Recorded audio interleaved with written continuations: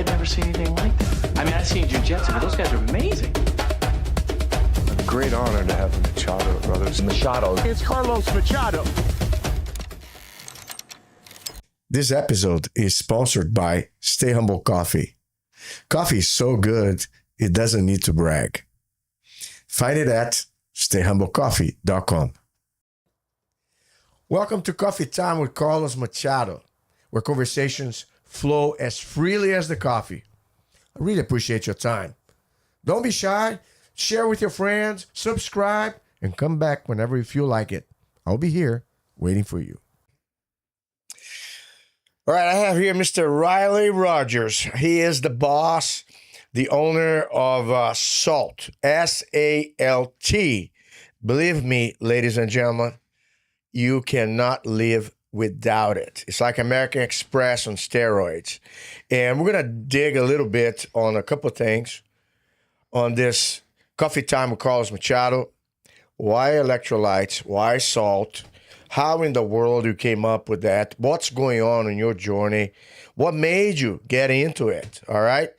We might dig on the science too, because I want to talk about the bad stuff out there. Not trying to put any dark lights on Gatorade or anything like that. But man, we got to talk about what not to, right? Sure. So, Mr. Riley, it's a pleasure to have you here in Dallas, Texas at our podcast room. And I just want to ask you, why in the world salt? Man, that's a big question. Let's go back. I hope you have time. I have plenty of time. If not, we do more episodes. But let's start with this, okay? How did you come across the electrolyte topic, and what led you to invest your time and build a business around it? Yeah. So it started out back, 2008, 2007. I was training for a half marathon, and I was out on a run one day, and I was expecting there to be a hydration stop mid-run. And it was a 12-mile run. It was a hot day. It was about 85, 90 degrees. And I was out on this run. And when I got to the turnaround 6 miles in, I had been out of water for a few miles, and the station was not open. And so I couldn't refill, and I had to run back to the previous one. And so I had 5 or 6 miles with no water on a 90-degree day. And somewhere in that, I ended up with pretty severe heat stroke. I ended up mid-run. I wasn't sweating anymore. Got pretty sick. Had to walk back for many miles, and got to experience what heat stroke feels like. It took me 6 months to recover from it. The race I was training for, I wasn't able to do. It was a pretty big setback in my athletic world. And so that was my first experience with dehydration. Fast forward. Before you go in, people sometimes have no idea how dangerous and debilitating heat stroke is. I had an experience in 170 in Louisiana in the humid summer out there on a warehouse with no AC. But go back to the heat stroke. That does not feel good, and it can actually kill you. It's very dangerous. And so on the race, normally, nowadays, I guess it's more established that the stations are in place. So for hydration, the competitors, they don't have to gamble. It's there for them. You might have even people that might come to them if need be, right? Yeah, so, the aid stations are available during races, but this was training, right? I was just training. Oh, you're training. Yes. Oh, okay. Sorry, I missed that part right there. But just kind of run me through for people out there. What does it mean when you're not well hydrated in a race? Yeah. So you're asking kind of what heat stroke is? So what are the risks? So there's a couple risks. And I came to learn this later, partly because I got sick doing that. But there's becoming dehydrated, and then there's becoming diluted.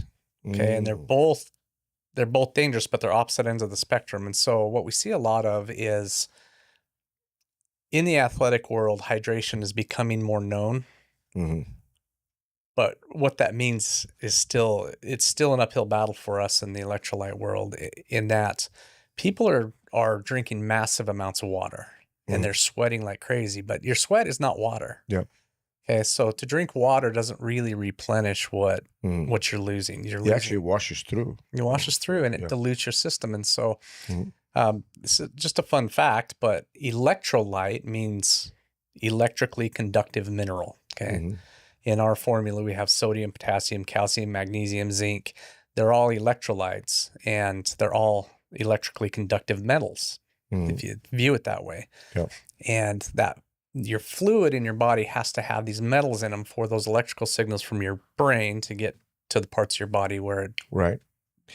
You see it sometimes, those marathon runners that collapse on the verge of crossing the finish line, or they start kind of literally walking and like crumbling, and they kind of like fall off on the ground or fall short of crossing, or even after they cross the finish line, they collapse and they have to be taken for medical care. That's right. You know, just like David Goggins has some stories on that, doesn't he? Yeah. Yeah, man. And that can be several things that causes that. You know, fatigue is part of it, but yeah, what's called hyponatremia, and hyponatremia is a dilution. So they may be intaking water, and they may be quote unquote hydrated, but they're not. They've lost all their minerals. So now those signals from the brain aren't working. So you'll see their legs quit working. Yep. Muscles can't fire because they don't know what to do. They not getting the signal. I hear a lot of Roger, for instance, in the military. Do you have stories, Roger, of soldiers in the Middle East, in the desert, that were drinking water and they went through the whole thing? Yeah, I actually experienced that myself. I was in the middle of Kuwait.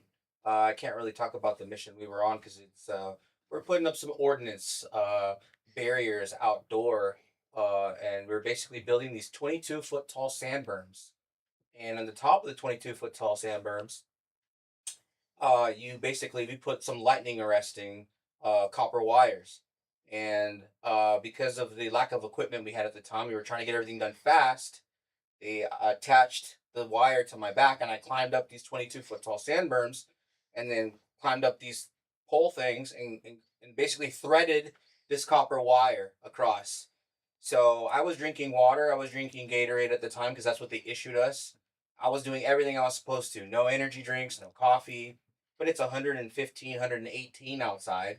And we didn't have any equipment to work at night. We had those light all trailers, those generators. We didn't have those at the time because they were coming in a week or two. But we had to get the mission done because we had to hurry up and get this bomb storage. I'll just call it that. And long story short, I ended up falling out because my body just absolutely quit. It's hot outside, but I just remember being really cold and curling up in the fetal position and throwing up uncontrollably. And they threw me in the back of a truck and got me into air-conditioned area and couldn't find my veins for the longest time. And I just remember passing out and then waking up like a day later after a few bags of saline or whatever they put in me. And my commander, who had flown in from a different base, because he heard about it, they basically called me dead. Like that's a heat casualty is what they said. Because had they not been there, I would have died because of the work conditions they placed me in. So this is very, very common amongst the military as well. Like people falling out. So they actually marked me with a white tag for the rest of my career wherever I went, because now because I had received that heat injury, as they call it, I am now much more susceptible to having to that type of thing. So I experienced that myself and have seen several of my brothers and sisters go through that because it's just so hot. Your body literally can't keep up no matter what you're doing. And then just drinking water, it makes it even worse, right? Yeah. So, but going back to what you're saying, so you had your experience with dehydration, the mishap on the racetrack, you didn't have the station ready.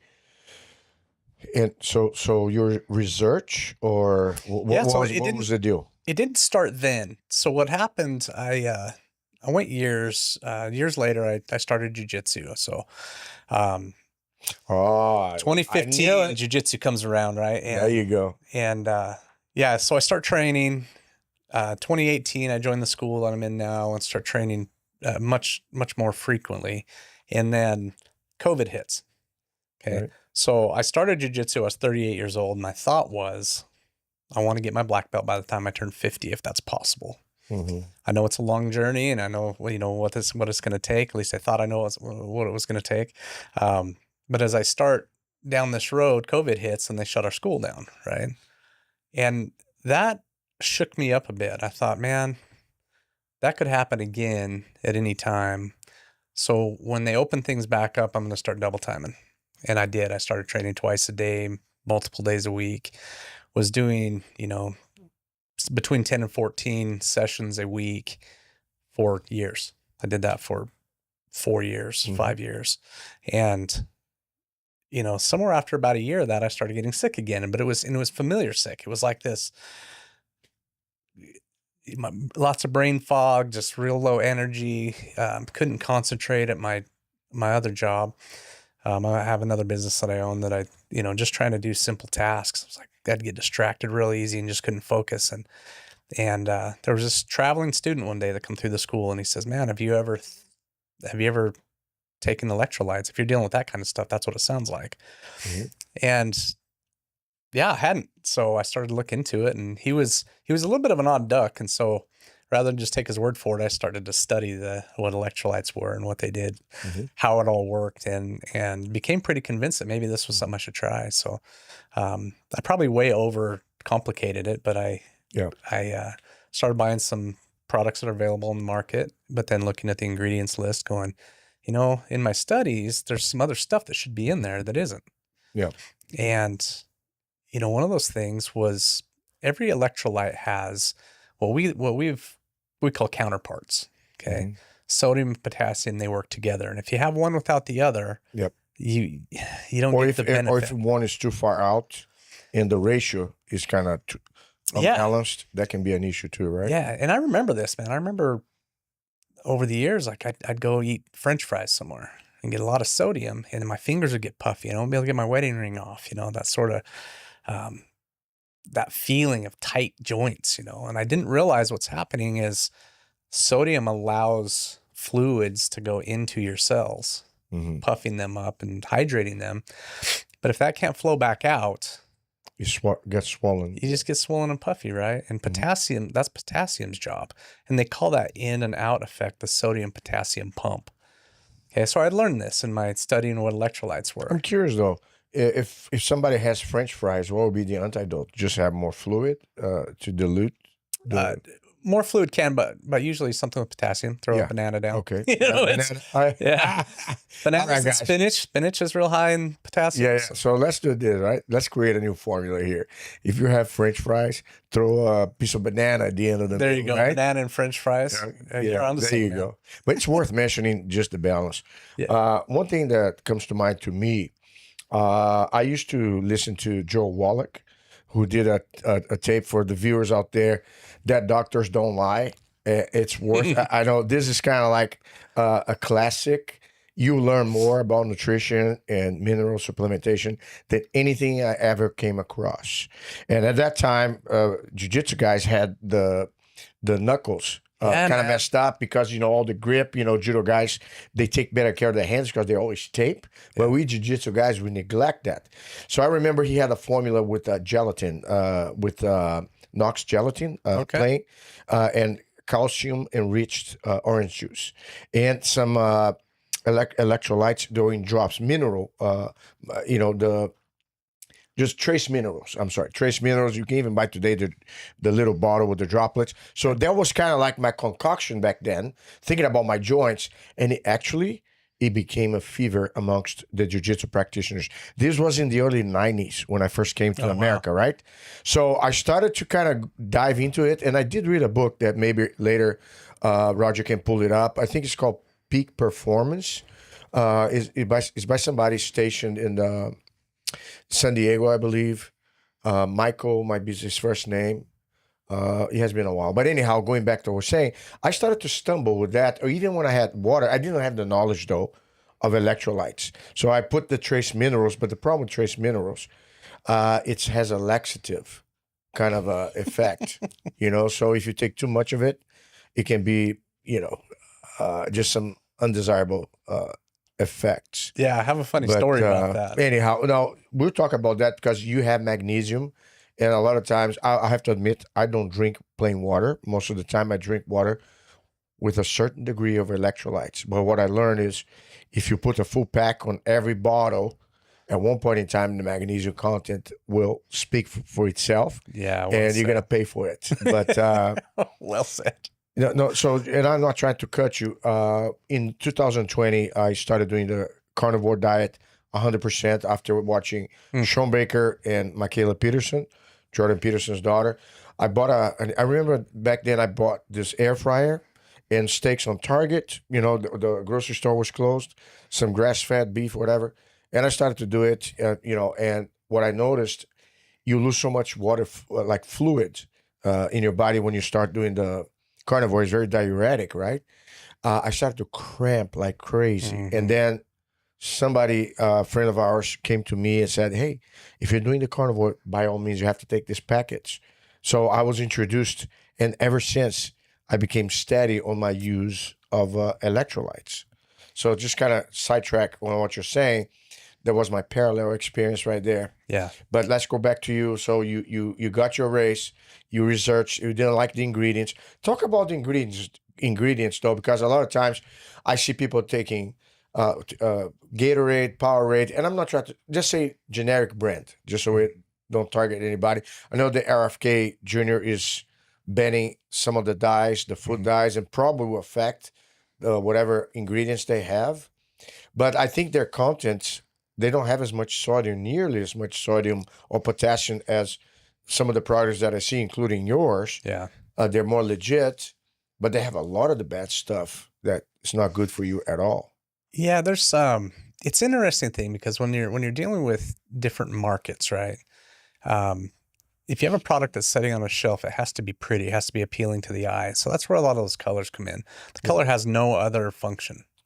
Right. So they'll put dyes. Entice you. Yeah. It's enticing. Yeah. It's pretty red or blue or green, whatever it is, you know. But there's no redeeming value to it other than that. It's just it's eye candy, right? But what side effects though? I mean, they say I wish I knew, man. Skittle, they say causes cancer, you know, the candy, and I don't think that's good for you. Yeah, Some of those food dyes. To me, there's no place for it. But at the same time, I'm not trying to appeal to a gas station audience, right? Yeah, yeah. So yeah, with ours, we didn't put any colors in it at all. It's just when it's mixed up, you know, it looks like water. You know, at first it's a little cloudy. You give it about 30 minutes and it looks like plain water. And to me, that's a bonus, right? Right. Stevia is our sweetener. Stevia it comes in many different grades, right? Okay, so you're talking about an additional ingredient that you add that has been subject of some controversy nowadays because unfortunately with food ingredients you have the good, the bad, and the ugly. So when I talked to you about stevia, I had my research done, and a lot of the original stevia sweeteners that are being used out there in different products came from China, and they had a high incidence of other things mixed up to it that were not the quality that I believe we should have. So can you kind of make comment on that, please? Yeah, so stevia is a leaf extract, right? It comes from a plant. It comes from Brazil, too. Brazil has a bunch of it. Does it? Okay. Roger, can you check there where stevia comes from originally, the stevia leaves? Because I'm curious. I'm not sure if it's India or Brazil. Come on, man. It has to be Brazil. Come on. Brazilian Jiu-Jitsu and stevia. Go, let's see here. Yeah, well, he looks that up. We'll talk. But stevia comes in different grades, and it comes in different percentages. And it'll come in South America. Hey, Brazil's in South America. Brazil, Paraguay, Argentina, and Brazil. Give me 5, Roger. Come on. Yeah. All right. I love it. All right. So it's a pretty little plant, right? Yeah. So you have different grades. Yeah. So when you see stevia on a label, it just says they all say the same thing, but you got to know the generic brands compared to what you get. Yeah, it might be a 50% filler to stevia ratio, right? So what the heck do they fill that with? That's a good question. Okay. That's a good question. I don't know. And it's not always. Hey, ask somebody. What's the filler that goes in with stevia? What are the fillers that commonly are added to stevia? And if you ever had a lower grade stevia, they taste bitter. It's kind of I kind of an aftertaste when you put on the coffee, it sucks. I'm trying not to nail down or okay, so Yeah, maltodextrin. There you go. like erythritol, is that how you pronounce it? Inulin, maltodextrin, Yeah. and dextrose. Wow. So it's almost like they label stevia, but they put a bunch of other stuff. There's a bunch of other stuff in it that's not listed, right? And you see that pop So up. it's not listed? It's not listed. That's right. That's right. The Truvia is one of them that they have a. Do you have the Truvia ingredients by any chance? I think Or that's like a sugar. I don't mixed think it's with- proprietary. Truvia label ingredients. Truvia. Truvia. Yeah. Truvia. Products. Yeah. Yeah. No, not flavors. Products. Yeah. Stevia. Oh, you see that? Erythritol in some Oh, cases. man. In some cases, chicory, root fiber, monk fruit. Yeah, is monk fruit any good, or is that too It much? tastes good. Yeah. Yeah, no, I think it's that's a more quality sweetener. too. benign. Is a more benign one. But anyhow, I'm not trying to kind of go on a rabbit hole. So This is fun, I'm man. intrigued because this is the deal. I preferably like the no flavor electrolytes. I want to have as little as I can of anything that deviates me from my focus. I just want salt and the other minerals needed for the electrolytes. I can't wait for you to get that going. Yeah, that's coming. Because it makes me be at peace, But talk about your stevia. Why is your stevia better than anybody? You don't have to disclose trade secrets, but No, this is make me easy, man. comfortable. It's a Yeah. 99.9% pure stevia extract. And so the only thing, that 0.01% that's left in there is a little bit of plant fiber from the plant itself. Oh, wow. So ridiculously expensive. You're talking nearly $1,000 per pound of that this stuff costs to buy because it's so purified. So on our label, when it says stevia, it's just is it stevia. more potent than the normal? By far, yeah. It's Hey, a let's little not bit goes a long disclose your ways. secrets, man. Come on. I don't want anybody else to have the wrong idea. Let's keep salt where it is. We'll keep it Yeah, secret. yeah. No, so stevia is the other thing, and then those counterparts. I want to kind of go back to that because Let's go. there's an interesting thing that happens with the counterparts with especially with calcium, magnesium, right? Yep. You mentioned the laxative effect of magnesium, Mhm. and that was some adjusting we had to do to our formula. When I first started experimenting, I used magnesium citrate citrate, which is the laxative. And a little bit of that also goes a long ways. And so I would mix this stuff up with the citrate, drink some of it, go for a run. And pretty quick, I had the poopy pants and had to come back home and change the formula. And that's how we experimented. We back and forth. So we have 5 or 10 type of magnesiums. I was kind of listening, and each has a particular benefit depending what time of the day. Some are better. It makes you sleep better at night. Some others throughout the day if you don't want to have the laxative effect. Did you change from citrate to something else? Yeah. So now ultimately the formula came with we made it glycinate. We used magnesium glycinate. And then but even that, with enough of it, it's still magnesium. It's still going to have a laxative effect.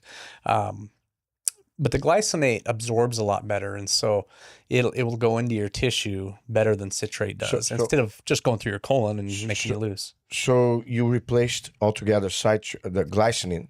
Yes. So glycinate citrate for the glycine. Correct. 100%. So you have less of a laxative effect. Less of laxative effect. And being a jiu-jitsu guy, Yeah. jiu-jitsu guys know neon belly and a laxative that's not a good It's not match. a good combination. You gotta be in a bad spot. Yeah. Take a laxative and go grab with that 300-pound guy. See how that turns out. Oh man.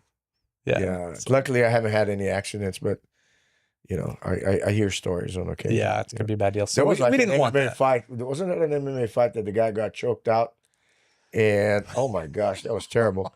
Do you remember that? And the guy kind of pooped out through his shorts, and some of the pieces fell off on the canvas. And I don't know what wasn't that was not UFC, was it? I think that was another promoter. Yeah, that was. Oh man, seemed but like that a was smaller show. ugly, ugly. Yeah, so That we must didn't want that happening, right? We didn't think that would be a good image I for mean, us. and I know it happens on occasion. I think bad refereeing could be a cause because if the guy's passed out, the referee should have an eye for it. For sure. Justin Kish empties. That's a different one right there. Justin Kish empties You're the best, gas Roger. You tank just while pulled that up, defending. man. Just boom. She pooped during her UFC fight. Oh no! Are The you one I'm serious? thinking of was a guy. Yeah, I remember like was like a little chubby guy. That's right. That's yeah. right. But The whole series, why these MMA fighters poop themselves. yeah. Let's not worry about the poop. Yeah, that's okay. So in the order of hierarchy on your electrolytes, I mean, you got sodium, potassium, magnesium, Calcium, magnesium, and so on. Yeah. Yeah. Well, and so then one of the things we wanted to do, let me back up a little bit because calcium is an important part of this thing. Uh-huh. There are products out there in the electrolyte market that have magnesium, but they don't have calcium. And there's an interesting thing that happens with these nutrients. Magnesium will find calcium. Yeah. Okay. It has to because they're counterparts. And if you're ingesting a bunch of magnesium without having a calcium component, a counterpart, it goes in and leaches it out of sources your within own your system. body. So it's Yeah. going to find it in your bones generally. So you get depleted of your own calcium if you only take magnesium by itself. This is correct. Unfortunately, this is the truth for a lot of minerals. Yeah. Is they come, even vitamins, they come in pairs. So yeah, that's a good. Coffee does that. It steals the calcium of your body. So we had to watch out for this, right? And when you're looking at an ingredients list, make sure those counterparts are there. And I think that's important. And that was important to us as we're designing the formula for this. And it does have a ratio, right? You have to have like 2-to-1, or sometimes even or approximate. Yes and no, because there's only a certain amount your body's gonna take, and the rest of it is gonna flush out. Yep. It's going to. Let me adjust that a little bit there, Roger. How's that? Is that better? Anything excess, you just pee it out. Right? Yep. Minerals are pretty easy for your body to deal with. One of the other things we found out, and this was it was an accident. It was a happy accident, but it was an accident. It was we wanted iodine in our formula, right? Which were very needed. We are deficient. Yeah, athletes especially, man. Yeah, I mean, yeah. most people are deficient, but athletes to a high degree. What would iodine benefits be? I know. On your perspective, how it was way more than I thought. Right, everything from for the nervous immune system issues, immune system. Yep. Yeah, and when you're dealing with thyroid stuff, Yep. Chronic fatigue can be a big issue with that, and so you're the importance of iodine became apparent not because I just wanted to see it in there. I had no idea until I was studying the other minerals, and we're looking at this white paper data sheets. I started to see this recurring theme: athletes and their blood work and what it looked like. And I'm like, man, they're all iodine deficient, and no other formula has that. But I have a question though. The iodine, is the presence of iodine more for a deficiency issue, or is that it integrates and makes the mix of all the other ingredients altogether better for the intended effect of the electrolytes? So why would you in the world put iodine? What difference does it make having it and not having it? The difference was this: because athletes were so deficient, and it's just such a common thread. I thought it needed to be in there. That was all it was. So it was not necessarily that will make a difference on the electrolytes effect in terms Correct. of hydration. You're trying to anticipate. Now, would iodine, and I'm kind of playing the doctor's question here, would it create a situation where if you take that and on top of that you take iodine supplements on your own, would that create an overconsumption of that, or It's possible. is there any disclaimer in regards to that, It's- or any effects that you can consider for warning people that honestly, I don't know if what effects too much iodine has. It's the only thing in our formula that's not considered an electrolyte, right? Okay. It was in there again because I happened upon this data. I'm like, man, Okay. somebody needs to stick this in there, and so it might as well be us. Were you able to test yourself having your supplement, your electrolytes, before the time you put iodine, and then after you added that you can kind of relate? Not me, but I was able to test. There was it's kind of funny because it's such an unrelated field, but this factory Polaris. Polaris is a brand name of off-road racing. Yep. Off-road buggies and four-wheelers, and they've got that type of stuff. But anyways, one of their race drivers contacted me early on, and he was telling me that they've got their race equipment pretty sorted out. Move that back there again, Roger. They've got their race equipment all sorted out, but the next kind of the next frontier in winning races is hydration. And so he wanted to see what our stuff did. And these guys, when they're factory racers, every time they train, every time they do a practice race or run, they get blood tested before and after to see where their levels are at, see what kind of damage is being done to their body during these things. Mm-hmm. And so I got to see all his blood data, and we took with other electrolytes and then with ours, and got to see these before and after blood work. And as he's doing these, several hour-long races, 100-degree days out in the desert in this truck wrapped in a fire suit and a helmet, these guys are getting torched in those trucks. And you mentioned, Roger, 130 degrees out there in the work environment, very similar conditions. But he's stuck in that for 4, 5, 6 hours at a time in this race truck, right? And he said for the first time in his career, his blood work came back in the green zone for the whole race. And he got out of the truck saying, man, it was the first time I've ever not had a headache and not been sick to my stomach and dehydrated, because he'd drink a serving of salt before he got in the truck, one during the race, then one right after. And so we got to see that actual scientific data with our product. And it was fantastic. But you said the iodine was relatable. Yeah, so we got to see the levels of iodine and electrolytes and kind of we got to see his whole blood panel, which was kind of cool. And one of the things he couldn't do was anything with sugars in it because he was a pre-diabetic situation. But all those levels stayed even, iodine included. Wow. Stayed right in the zone where it needed to. And so we were happy to see that.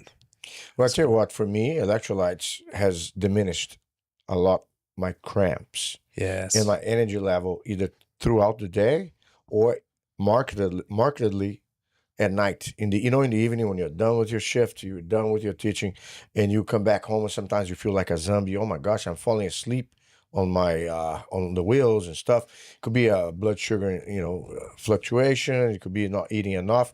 Try to keep my snacks at hand. But I tell you, man, without electrolytes, I had them like literally vampire's blood. Once you start taking it, you never stop doing it. You know what I'm saying? So no, I've noticed that myself, because I'm a very avid user of my own product. And I sprinkle. And like I said, sometimes because I take so much of it that sometimes I deliberately water down a little bit so I don't have to feel that the magnesium is going off the off the chart. I love to hear you talk about that, because that's a real thing. Yeah. Yeah. So it was a personal thing for you. You kind of felt like, okay, I'm gonna do my own research. Yeah. They have some homemade things that people put honey, salt, distilled water, whatever, but they lack the small stuff, like you said, the magnesium. They don't do and sometimes they have one sodium but no potassium. I guess they eat half of a banana with it, whatever. But you have everything already kind of right there with a punch. There's no gambling, there's no what ifs. But so it's a personal thing for you. And a lot of times it relates to my uncle, when Carlos Gracie Sr., the late Grandmaster, when he started the Gracie diet, which I follow some principles, not strictly based on it, but it was very helpful to teach me about healthy living. He would try on him first before he passed on to other people. So a lot of times it's kind of like is if I'm doing a technique in jiu-jitsu, I make sure that it works to the best of my ability, and I make it work repeatedly against a bunch of different people of different sizes and levels. Then I pass on to the students. So you kind of had a similar experience that you experimented with it on your own based upon the marathon that you did. Yeah. And I guess, was that a purpose thing? Was that a business opportunity? What was the idea? Did you start sharing with your folks at your academy? Yeah, that was, I love hearing those stories. I've got a few of them on my website, but my fellow jiu-jitsu practitioners were my guinea pigs. So I was my own biggest guinea pig, but it was all my jiu-jitsu buddies. So it became like a backyard business until you invested it to be a business? Yeah, it wasn't a business at all. It was just me mixing stuff up because it was working well for me. And then I started to feed it to the guys down at the gym, and they were having some profound effects from it, going, man, you ought to take this to market. You know, Paul Newman. Yeah. You know Newman's Zone? Uh-huh. Yeah, that was the same thing. He started to do his wife, the salad dressings in the backyard. Yeah. And then share with the neighbors and everything. And they, hey, why don't you put that on the store and this and that? And then Newman's Own was created. It was bought for hundreds of millions of dollars at a later time. Isn't that crazy? It's wild. Yeah, that's a cool story. Yeah, I think you have to spread the good, So, okay, so you started to do in your own backyard, pass on to your teammates. When did that become a real business? We started to pursue it. It's been recent. Yeah, right? when we hit the market system about 1.5 years ago from now, when we formally went on sale, there was about a 2.5, little more than that, of a development process, making I mentioned getting magnesium levels right and figuring out what ingredients we wanted in there. Flavor development was insanely difficult. That does not come with an owner's manual. And so it was a lot of back and forth. We went through with a spreadsheet and all my jiu-jitsu buddies, and I would send samples home with them with some homework. They'd fill it out and tell me if they thought the formula needed more flavor or less flavor, more sweetness or less sweetness.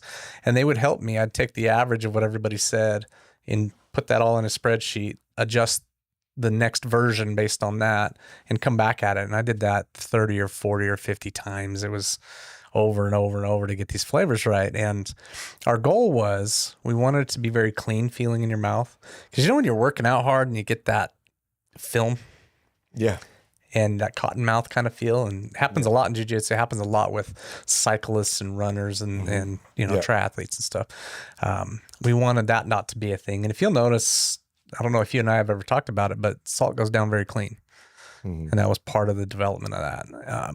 And then we wanted the flavors to taste more like fruit and less like candy, right? A lot of these drinks are...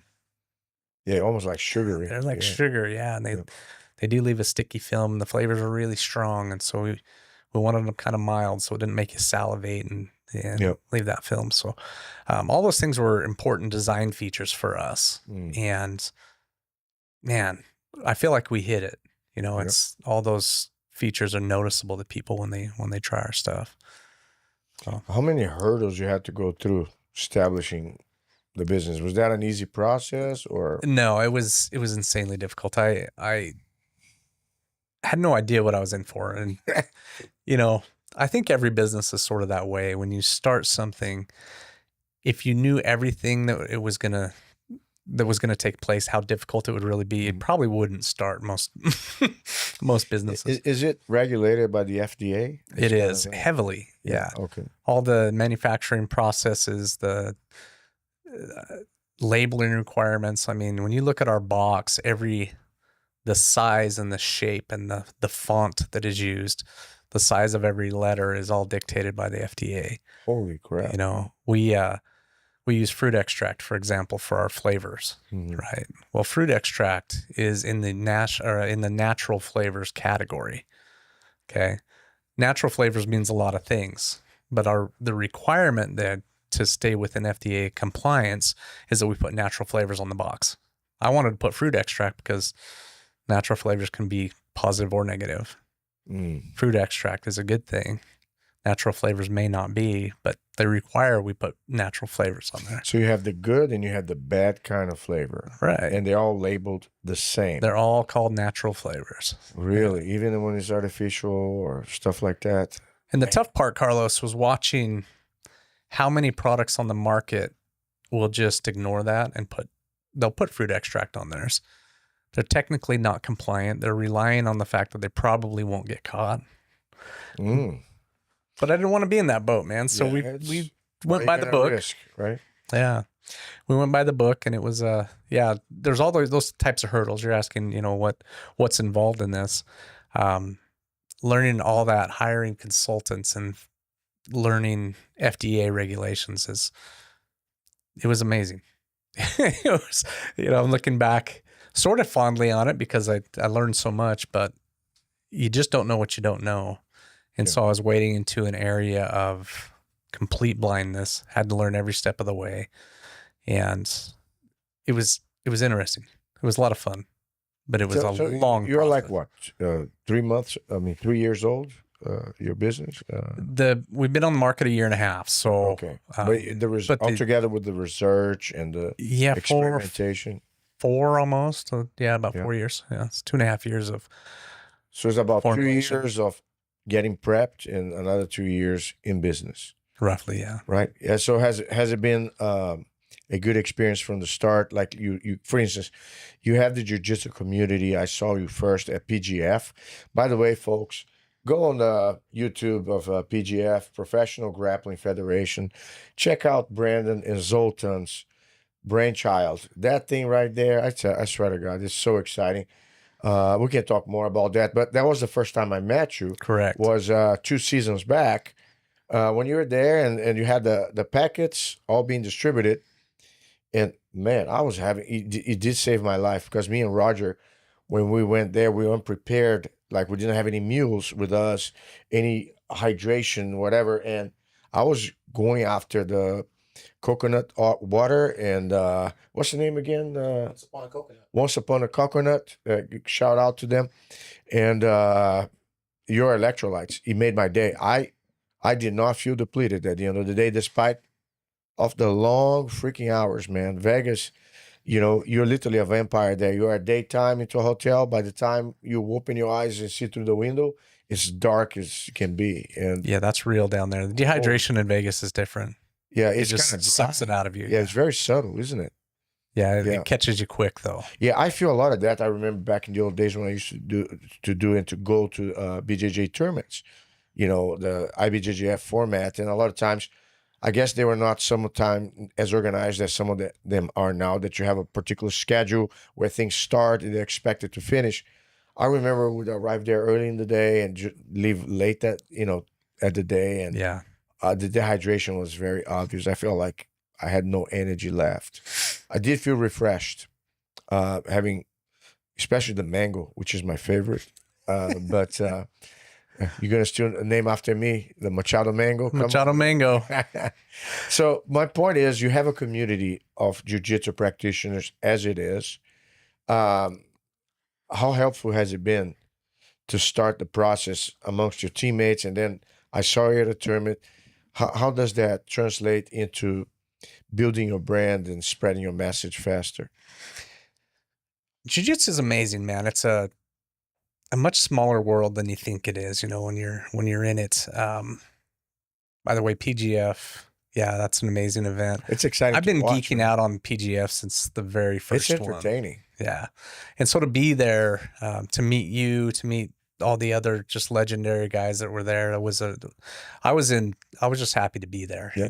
I was in Nerdville, but just sitting there like, It's like a family reunion. Oh, it was the greatest thing ever. OGs Yeah. right there, man. Yeah. But then to hear the consistent feedback that would come from the athletes Mhm. and how they felt Did using they our take product. throughout the event? Did they take some of your supplements? Did you provide? Most of them did. I didn't get a chance to really sit down with each one of them Okay. and ask but a lot of them, probably 3/4 of the guys there, I got to sit and pick their brain and say, how did you feel with it? And then the messages kept coming in from these athletes for weeks after the event, just like, hey man, wanted you to know this helped with these things. Cramps were a big one, just the overall recovery, staying hydrated. Like, man, I felt good after the entire event. I just feel great that the night and the next morning. And so we kept getting this feedback from these world-class athletes, and that was amazing. I just, to me, it was flattering because we put just a ton of work into this product. And, you know, to then take it to market and see people appreciate it and feel a difference, even from other electrolyte products, that makes me feel good. You know, I really enjoy that. I can tell you this, when I travel with Roger, we have a trip coming up in New York in a little over a week from now.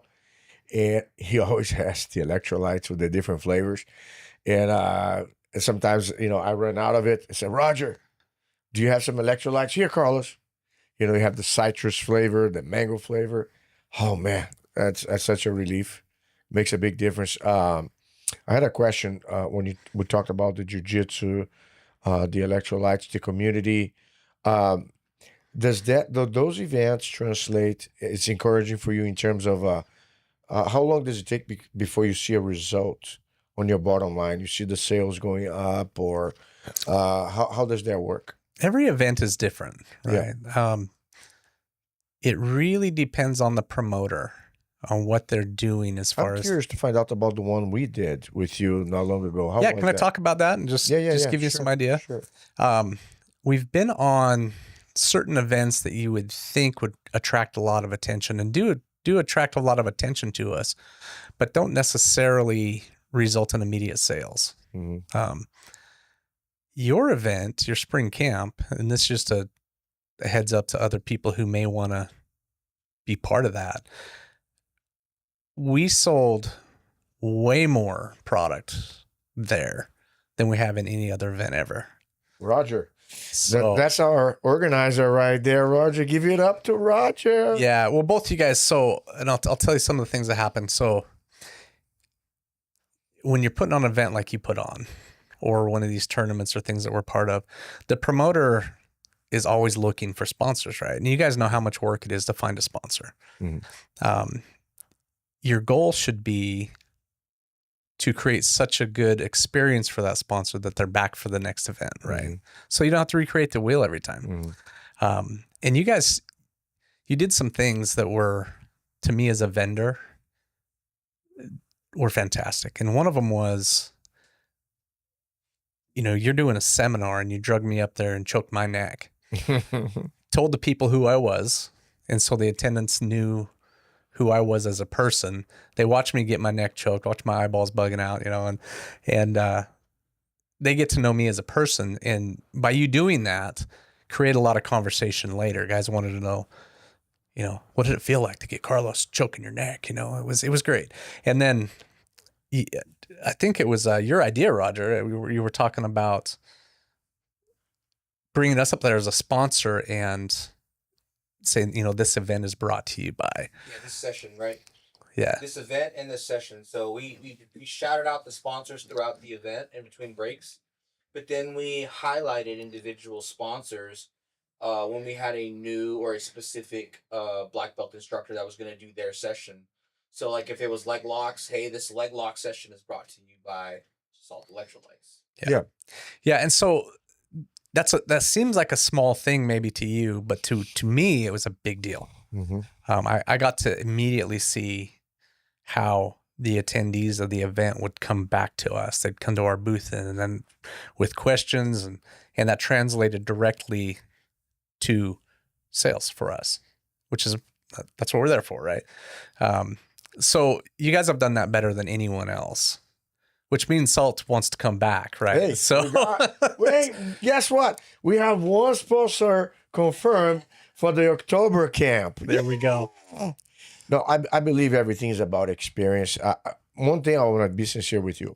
I believe in your product, and I'm not trying to market for you. I'm just telling you the truth. There's some things I don't cross the line. If it's like an alcoholic thing, you know, I'm sorry. I'm not going to advertise for you. That's not part of my deal. And some other things that I might have issues with from a philosophical perspective. I tried your product. I liked your product. I saw the effects and the benefits. I spoke to you about your stevia, the higher grade stevia that you use compared to others. I saw, maybe you can talk about the quality of the salt as well, because not all salt are the same.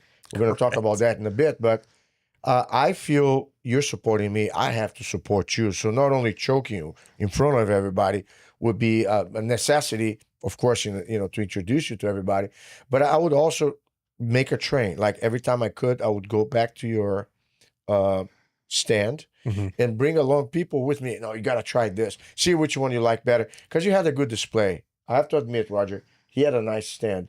He had a really nice, the top with the letters big enough for everybody to see from afar. You took a strategic position where it was halfway between everything. People would get in and get out. They couldn't miss you.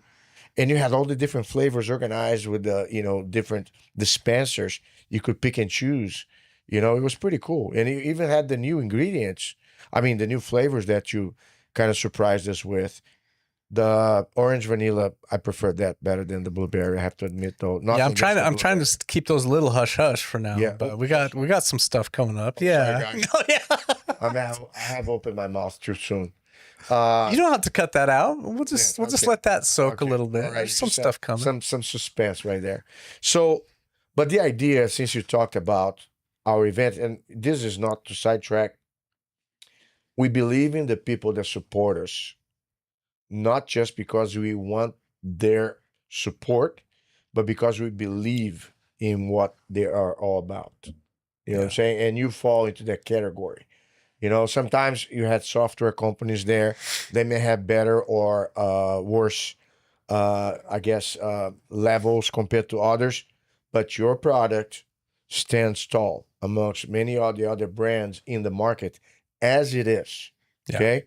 And now I'm not going to say names, but I've seen some other brands in which, and I'm not sure how true this is, because a lot of times when you see something on social media, it could be just rumor spreading or controversy, creating, some sort of a, argumentative kind of a firestorm. But they talked about, and I paid attention to that not all salt are created equal. So we talked about the pink, the kosher, the sea salt, all the different, what was the other, the Celtic, and which salt is the good salt, for Christ's sake, and which salt, you don't have to say, but I'm truly expecting that you're going to pick the best of the crop for your product. Yeah. So, man, there was a lot of thought went into that. When you're talking salts, there's two sides to this coin. Sometimes there's too big of a deal made of it. Okay. Whether it be Celtic or Himalayan or whatever. We do use a sea salt, but my motive behind using a sea salt, and ours comes out of an ancient lake bed in Utah. I'm not going to name the brand name, but it's a sea salt from a non-modern day lake, right? It's from a historic lake. And Gotcha. So you're not getting all the modern day contaminants in this thing. They say even seagull excrement can be on the sea salt that people normally harvest from beach areas, right? Yeah. So it's like, man, these products are what made me want to use a sea salt was the smoothness of it. Sea salt, if you ever try it next to table salt, the table salt bites. It's got a real pungent, salty hit, where sea salt's just more mild. It's got a more mild profile. And so we wanted that, but then I didn't want a modern day sea salt with all the modern day pollutants going into it. So I picked this. So on the salt though, you have some of the ingredients that sometimes, like the regular table salt, they put anti-caking, should talk about that. Ingredients and stuff. And then you always, it kind of sucks because you're having something that you think, okay, this is salt, this is plain salt, this is the good salt. And it's not what it is. What's your thought there, or what's your input?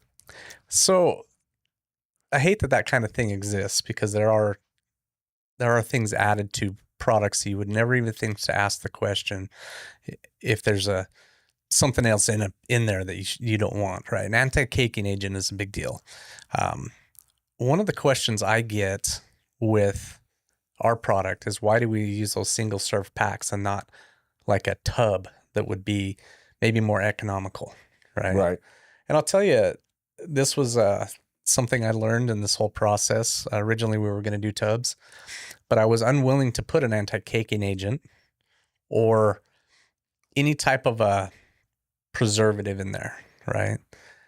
The downside to that is if you put it in tub form and then ship that and it sits in a truck and shakes as it goes down the road, it does this, there's this phenomenon called gold panning, where all these minerals and these particles in the formula will separate. And so you might get it to your home, take a scoop out of this tub and get just sodium because all the other stuff went to the bottom, or just stevia because all that floated to the top, you know. It's it'll separate out in layers if it's in a tub form without these other chemicals to keep it all mixed up. And so in order to keep our product clean and natural and pure, we have to do it in single serve pack. It has to be mixed or put in the package right when it's mixed. It can't have time to settle out. And that way, when you use the packet, you get all the ingredients in one. That's interesting. Yeah, it was super interesting to me. I had no idea that was a thing. Powder mixing is an art makes form. me wonder, though, with supplements in particular, how the elements, in this case, you have the physical shake. Yeah. They'll mess up salt if it's in the tub. But what about temperature or X-ray machines or things like that?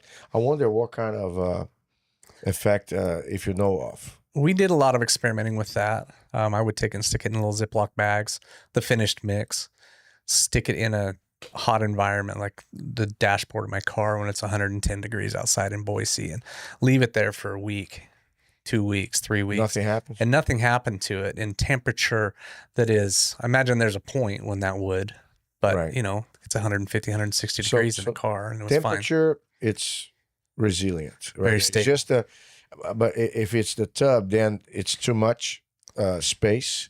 It's gonna shake a lot. just shakes It's around gonna the mess up the mixing part. That's right. Yeah. Yeah. So you would never get the same. Yeah, the packet is like compact. It kind of holds still no matter what. You can't shake much. Yeah, you're using all of it. And so even if it did shake out, you're still using all of it. And so once it hits You're the gonna- water, it you're gonna mixes get a up. mix. Right? So he has the perfect ratio as it is for serving. That's right. I got you. Yeah. So single serving packs was more than just, hey, it's Mm. convenient. You can take it with you. In order to keep it natural and to keep it pure and keep all these other ingredients out of it, we had to do it that way. What about other forms, like instead of solid? Would people do fluid, or would you have a premix bottle? Because Like a ready to drink. Is that what you're asking? yeah. Yeah. That's possible for sure. Okay. Because again, all the ingredients are put directly. I'm not trying to that get ahead mixture. of schedule. Yeah. Just something that I can see as a development. Yeah. Eventually. It's on the list. Yeah. There you go. Yeah. There's a lot of ideas I have. Yeah. This episode is brought to you by Machado Method Nutrition, premium fuel for disciplined athletes who train with intent and recover with purpose. Live the method, fuel the life. Start now at machadomethodnutrition.com. Something came to mind to me, cramping. All right. So this is not a random thing. All right. Every school, if you do jiu-jitsu, if you train on a regular basis, you're going to have quite a few individuals that will experience that more often than they wish, including myself. Okay. Now, on top of that, I try to follow the ketovore, carnivore diet approach. And I'm also in that category that because I lose a lot of water fluid, whether by workout or just the dietary practices that I incorporate, I feel, and I can tell you, man, it's night and day when you do electrolytes. But what's the mechanism of cramps and how soon you can get an effect? Because I have those night cramps that sometimes the morning ones that hit you. You cannot, like I stretch my leg and then my thigh locks. And I had one that was the worst I've ever had. And I know bodybuilders on occasion have those. The stomach cramp, like the muscle, the oblique, kind of gets stiff. That was the most excruciating and uncomfortable kind of cramp I've ever experienced. And I had that one time. I don't think I was hydrated, obviously, but it was very unpleasant. And they hit you at the end of the day or in the beginning of the day, and when are you more prone to get affected by that? And if in case that happens, how soon after you take the electrolytes? Because I took at night. I normally, if I have those, I keep like a bottle of water with electrolytes on it. And in the morning before I do coffee or anything, I have a full cup of electrolytes on my water. Yeah.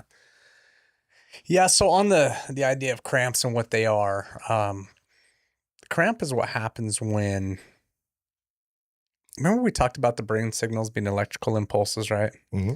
And they travel down the nerves, they go to the muscles, they tell your body what to do, what functions to do. A cramp is what happens when the signal comes to your muscle to flex for some reason, but the signal to release doesn't make it. Okay. So that muscle will flex, but the signal to release doesn't make it. So now it's locked up and it just stays flexed. Doesn't know what to do. It's just kind of going, well, they haven't told me to release yet, so I'm going to hold on. And that generally happens after heavy exercise, work, fatigue starts to set in, the sweating, the mineral depletion happens. People are, again, trying to rehydrate with just water. They'll eventually get some electrolyte minerals through their food, but that takes a long time to get to where it needs to go in your body. So your other question was, how long does it take? I don't have hard data on that. I have anecdotal stuff from guys who use it. And I think of one of our guys, Scott, at our gym, works out real heavy before he comes to jiu-jitsu. And sometimes he'll walk in there and I can see it. He's having a hard time even straightening his arms because they're so locked up. And he's one that will pour the powder directly in his mouth dry and just suck it down with a little bit of water. Are you serious? And I've seen his arms relax in 10 minutes from the time he hits those electrolytes until he's relaxed and can now start to grapple. And so that's the first I heard about putting the electrolytes powder straight in your mouth. Dry scooping with like the gym bros call it dry scooping. Yeah. So does that There's work some too? other more derogatory terms for it, but yeah, that's right. So you can do that way too? You can. I think it's terrible that way, but Yeah. I just drink it. But Definitely not as pleasant. yeah, for sure. There's he's a brave man, but yeah, I've seen it work with him, and then I kind of countless others now, because we've had, in the year and a half we've been in business, 10,000 people at least that have tried our product, given us feedback, and 10 to 15 minutes seems pretty common for the effects to take place. It brings me to mind, we're in the age of energy drinks, so basically here, we have the coffee here and there. I'm guilty as charged. Sometimes, I like to indulge on my caffeine intake when it's early mid-afternoon, but I don't feel the slump so much anymore. Like in the afternoon after a while, especially after lunch. When you have that threshold before you get back to your activities, and your body's kind of like whatever nap zone, I guess, for some. I do feel different in regards to when I do the electrolytes consistently throughout the day. I feel not only for the cramp avoidance in itself, but I do feel my energy gets more consistent throughout the day. And I can really measure. There's not a time that I don't recall when I didn't take enough hydration that I would go to the academy, let's say in the afternoon, which, 4:30, 5 o'clock, and I'll feel like, man, I'm feeling drained before I even started. And I always tell the instructors, man, when you cross the doors of your school, it's showtime. You got to be in your best energy. So whatever it is you need to do to deliver the best possible class and be the most energetic and enthusiastic. And I'm not trying to entice anybody. I tell by personal experience, take electrolytes throughout the day. You don't have to drink the whole thing at once, but keep sipping it, keep replenishing it. And I mean, talk about, I feel good about it. And I know when I don't do it, I know also how I feel. And it's not that great. Yeah, that fatigue and foggy headedness, we call it, that just feeling overall kind of down, lack of energy can be, I mean, there's a lot of things that can cause that symptom. So electrolytes is not the only answer to that. No, I'm a believer. You have to be wholesome. Take all your supplements, or do your blood panel. And this is a subject for a different conversation. But yeah, go ahead. I didn't mean to cut you. Yeah. One of the things we find along those lines is that if a person is severely deficient on electrolytes, they will feel that lack of energy. Yep. And we get asked often what is in our product that creates this energetic feeling people get. And there isn't. What this is once you have the proper electrolyte levels, you've now entered back into what we call normal. So you've been depleted and you have this foggy headedness and kind of lack of energy feel. But once those electrolyte levels are brought back up, you're just normal again. And normal feels good when you've been depleted, right? Yeah, well, I'll tell you what, I remember watching Huberman and Joe Rogan talk to each other about their morning routines. And Rogan himself said more than once, the first thing that he does, he gets a full glass of whatever amount of electrolyte, water with electrolytes, get himself replenished. And then he goes about whatever else, if he's going to do a workout, sauna, plunge, or everything else that he adds to it. He definitely mentions the electrolytes. But the thing here that I would like to talk about protocols, if there is like an average that you see that's optimal when people take electrolytes, I'm kind of radical. I tell my students and I tell people, I said, I don't think I drink water by itself, myself. Which you should, by the way. Should or should not? Should. You should? Okay. Well, let's talk about that, can we? Okay, so yeah, but what I do, I dilute the electrolytes instead of doing a full packet. I dilute a little bit. But let's go ahead and talk about that. And maybe I'm too radical here. So one of the things I think gets misunderstood a lot is we talked earlier about hyponatremia and diluting the minerals down too much, right? I don't want to overemphasize that because there's a danger in not having enough water also. If you're just pounding salt water all the time, we'll say salt by brand name salt, and you're not getting enough water with it, you're still not going to hydrate. You're going to have you're going to have plenty of minerals in your body, but not enough fluid. So water is the main ingredient there. The minerals just allow your body to work. And so there still has to be plenty of water present. What's the fine line? What will be your recommendation? You'll either start feeling that fatigue, you'll feel the foggy headedness, you'll feel the headaches. Headaches are one that comes on. Most people feel the headaches. So it's lack of water, not salt? Yeah. Well, it's both. Okay. But the hydration part of it, the water part of it has to be there. And so generally, and I'll just give you kind of my routine, right, is I'll have 16 ounces of water with a packet of our electrolytes first thing when I wake up. And then throughout the day, I will just drink water all day long because I've already hit that electrolyte threshold. Okay. And then when I go to work out, I'll have a packet for every hour. Especially jiu-jitsu. Roger, in the off camera, we were talking about jiu-jitsu and this wrapped in a gi, they kind of sweat. I've weighed myself before and after a 2-hour session of jiu-jitsu, and I've lost up to 9 pounds of water weight in a 2-hour session. I'm a big guy. I'm 215 pounds, but you take 9 pounds off in 2 hours. That's a big deal. And back when I was doing 2-a-days, that would happen in the morning. I try to rehydrate, do it again at night, and it was too much. It was really causing problems for me. And so 1 packet for every hour on top of the one I had in the morning, right? And then just tons of water. I do pound the water. So you take 2 to 3 packets a day, let's say realistically. Yeah. So early in the morning, then water throughout the afternoon, and then once you go work out again at night, you take. Yeah. Okay. Yeah, I'll take another packet of salt or 2, and then I will pound the water after that also. Yeah. Because getting those fluids back in you is super important, and those fluids, you don't want to be just salt all the time. Yeah. That's. I got you. I think I was going too radical then. I'm going to give it a try on your recommendation. Yeah. Now, you mentioned diluting, right? Some Yeah, I dilute because of the magnesium part. Because in my personal experience, having, every 16 ounce, you put a full packet, got 2 or 3 of those in a row, you're going to feel it. I feel after the second one. So this is another thing too. And do you notice that if it's mixed at full strength, that you kind of stop losing, you start losing the taste for the salt? You kind of want some water, don't you? Yeah, I guess. Yeah.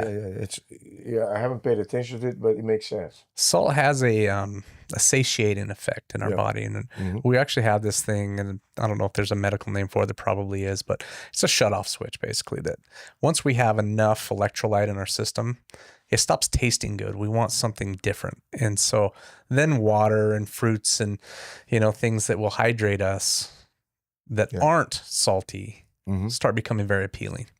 So there's also that concern, hydration versus hypertension, because people always associate salt to being, an agent for hypertension. It can be bad for you if you have too much of it. I don't buy much into it myself. I have my own view in that regard. But what's your perspective on that concern? Yeah, that was one of the things I looked into heavily as we developed the formula, because I'd heard that growing up a lot too. In fact, my grandfather was one of the first open heart surgery patients, and that was a big deal as I was a little boy, probably 4 years old at the time. I remember him saying that he had to be on a low sodium diet. And so my entire upbringing was sodium, hypertension. I thought they were synonymous. And then I got reading into the data and where that came from. And it was bad science to just summarize it. It was terrible science. We'll just call it not science. Heavily been debunked. It just hasn't fallen out of the muse, it's still talked about a lot, even though sodium and hypertension are not even, there's no correlation there at all. On my website at goearnyoursalt.com, we have in the frequently asked questions page, I have links to a bunch of literature on that. So the other thing too that we come across, I myself doing the carnivore diet for 3 months, lost 32 pounds, no effort, with or without activity. It was right on. Cramps in the beginning, started doing the electrolytes, felt much better, subsided. But it kind of tells you about the parallels between diet practices and electrolyte needs. Right. So what do you have to say? Because some people that do, let's say, the keto, they do fasting or different things like that, or people that take a lot of sauna, for instance, as detox protocols, how would the electrolyte needs and how would you fill in those needs kind of fluctuate? That's a fun question, because the trifecta of dehydration, oddly, is eating healthy, working out, and drinking lots of water. If you do those 3 things, you're going to be low on electrolyte minerals, because you're eating healthy, which means clean foods, which generally aren't salty foods. Fruit and meat, all this stuff doesn't come with much sodium, right? You don't get these minerals. Drinking lots of water, you're just diluting your system, right? And then working out, you're sweating all your minerals out. So those 3 things, which are all very good habits, all lend themselves to this dehydration and demineralization. And that's why athletes have problems in this area, because they're generally doing all 3 of those things, right?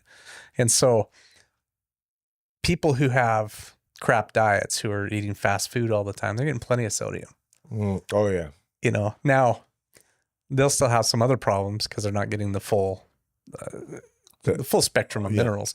But yeah, they generally don't need as many electrolytes as an athlete does, or a health conscious person.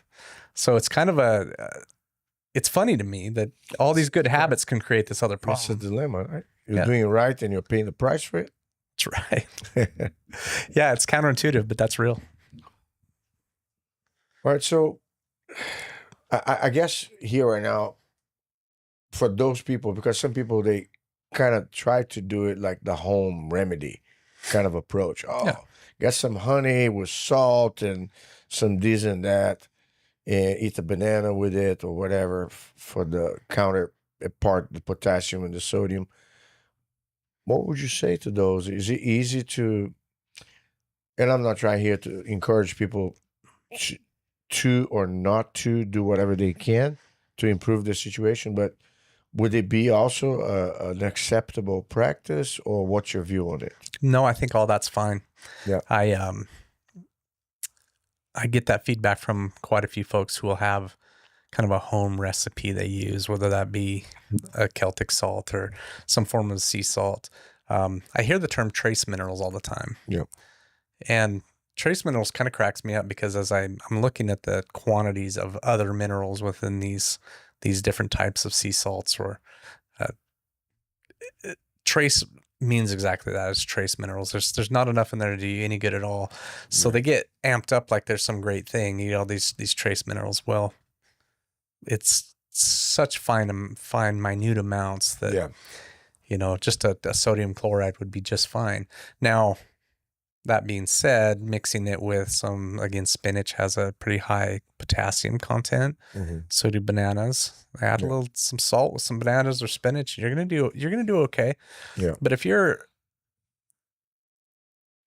a heavy athlete, if you're a heavy sweater like me and work out, you're gonna have a tough time getting enough through just dietary stuff. Yeah. A supplement's going to be very helpful. That brings to, I have guys that I know, doctors, very accomplished intellectuals, and they say, oh, taking vitamins and minerals is just like expensive pee. You're going to just work right through your system and it's not worth it, this and that. I don't buy that. I believe that we're deficient.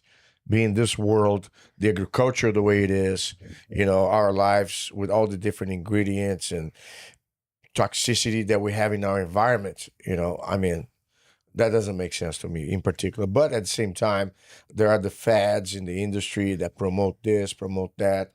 So your perspective, and maybe I don't want to dig too far, electrolytes is just one side of the equation. And it's specifically about hydration. You want to make sure you keep your fluids and you don't deplete or wash off your electrolytes. But then you have all the components, the supplementation and the different things. What are your recommendations in your perspective in that regard? And I know this is beyond a bit on the hydration part. How do you yourself incorporate or take an approach in regards to supplements in itself? As far as what do I take? Is that what you're asking? No, what do you take, or what's your view? Like some people say, oh, I will just take electrolytes and that's it. And I believe you should have a wholesome kind of thing, Yeah, man. Through COVID, I think vitamin D became a big deal.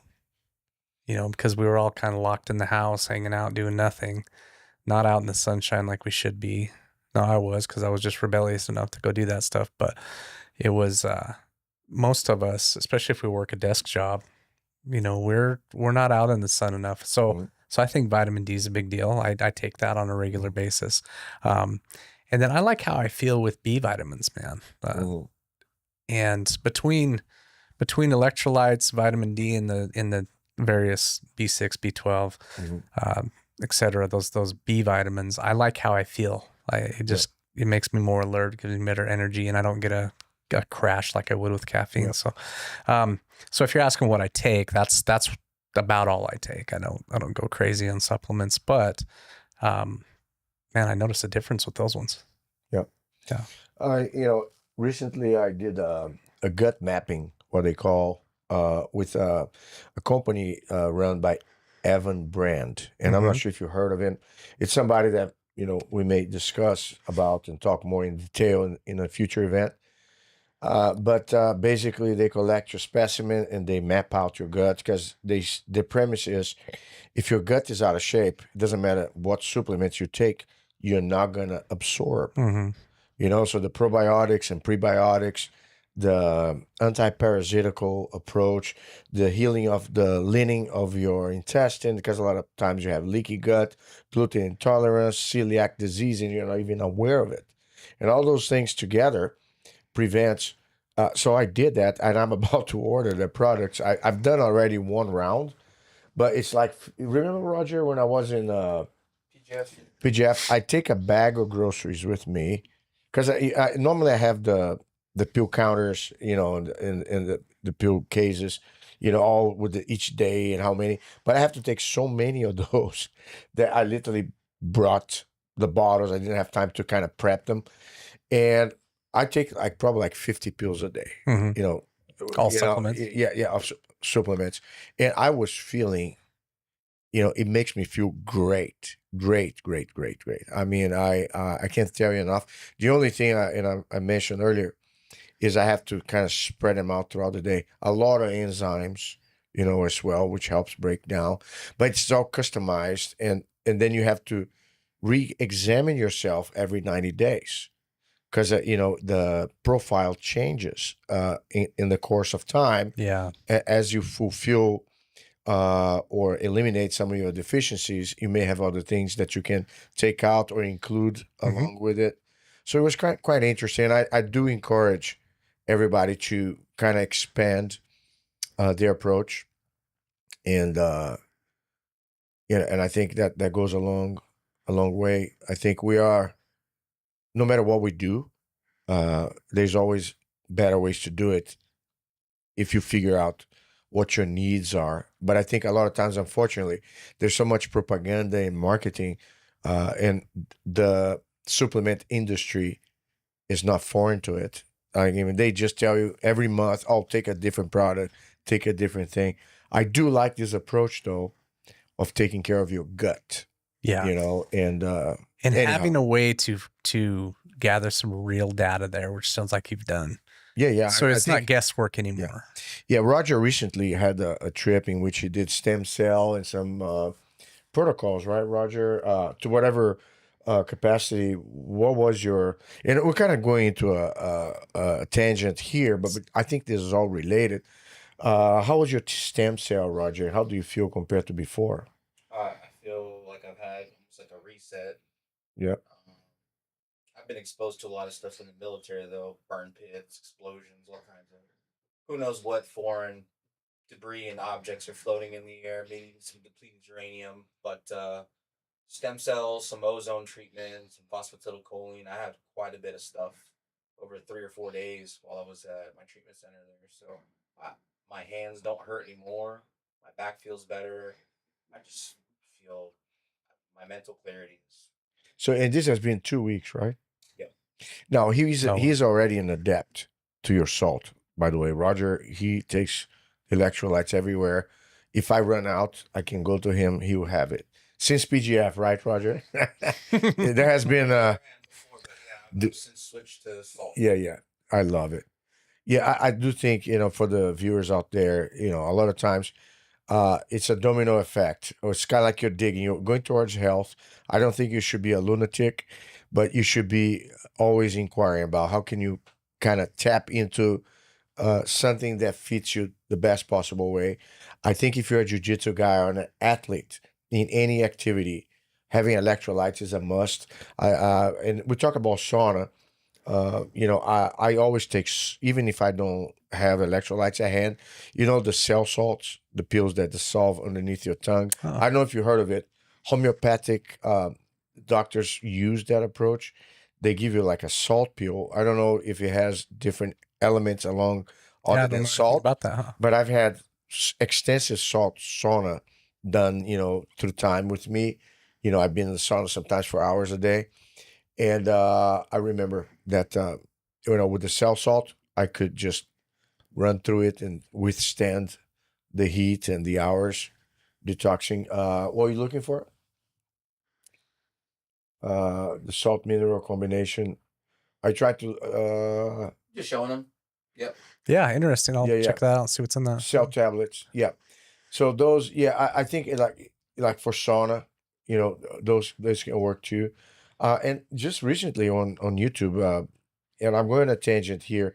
If you do detox like sauna, which these are things that we're going to catch up in future podcasts, you got to take a binder People do charcoal is one of them. When you have toxicity or toxins being eliminated, it's not just what comes out of your skin. The heat will stir up all the crap that you have held inside your gut or inside your system, and you have to have a binder of some sort that will Or it's capture attached that. to. So as you sweat out through your skin, you also hold on. And the other thing I learned, you should always wipe your sweat. Every time you start to sweat profusely, have tons of towels near at your disposal that you can wipe it off, because the sweat, if left at the skin surface, the skin will reabsorb once it dries out. See, this means gi jiu-jitsu is better than no gi, right? Because it's No, I think no, not necessarily. I think that Because the gi absorbs. we should. The gi absorbs the salt. I know what you mean, but I do think though that we should all have towels around us when we're doing no gi. I do believe it. Now, Yeah. whether that's practical or not, Roger, that's a good idea here. Let's get some on CMJJ gear, right? And start the trend. So I don't know if there's anything else you want to mention, Riley. It has been a very pleasant conversation. I appreciate you sharing your experience. I like the fact it was personal. Roger was talking about it took 2 years between you prepping your homemade formula and sharing with your teammates, and they would give you feedback on flavor and this and that, and you're fine-tuning. You were playing out with the magnesium until you found one that doesn't make you poop too fast. And then from that point on, you decided to launch. And ever since, it has been an adventure in itself. And I know you've been building it up.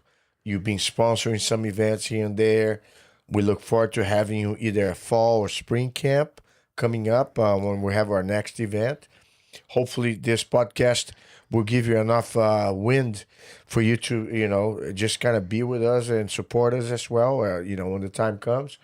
But tell me where to find you. Tell me why they need to find you and when and where you're going to be next. Yeah, so we're out there in the jiu-jitsu community for sure. We have, this year, probably 25, 30 different events we'll be part of. So you'll see us in the jiu-jitsu world. Instagram, SALT Electrolytes on there. We mentioned our website. We're going to write down all the resources and display. So Instagram, SALT Electrolytes. SALT Electrolytes, just spelled the traditional way, the SALT. We are, and then goearnyoursalt.com is the website. What's the name of it again? Goearnyoursalt.com. Goearnyoursalt.com. Yeah. Okay. Yep. Great. We try to make that consistent on Salty Electrolytes on every other social media platform. I have one thing here. For those out there, can I give the code if they decide to? Would that okay? For this podcast for sure.